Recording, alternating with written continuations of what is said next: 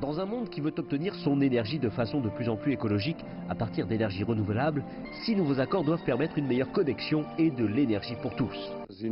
Les plus grands problèmes en Afrique sont que, par exemple, le Kenya dispose d'eau à partager, mais qu'il n'y a aucun moyen pour que les pays qui nécessitent de l'énergie l'obtiennent.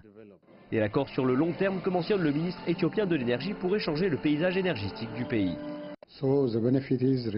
Le plus grand bénéfice venant de cet accord, nous allons exploiter un immense potentiel en passant à une structure énergétique complètement propre et les accords vont aider. Le ministère éthiopien de l'eau, de l'irrigation et de l'énergie a signé un accord d'interconnexion avec l'autorité d'interconnexion du Conseil de coopération du Golfe et l'Organisation de coopération et de développement interconnecté de l'énergie mondiale. En Afrique, la chose qui maintient de nombreux pays riches en ressources loin de leur croissance réelle est leurs faibles infrastructures énergétiques.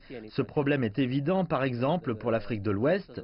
La solution pourrait être de créer un réseau de connectivité énergétique. D'autres accords de coopération ont été signés entre la Chine et les agences de l'ONU, les gouvernements et les universités pour promouvoir l'interconnexion énergétique. Un investissement de 2700 milliards de dollars devrait permettre la construction d'un réseau d'interconnexion énergétique d'ici 2050.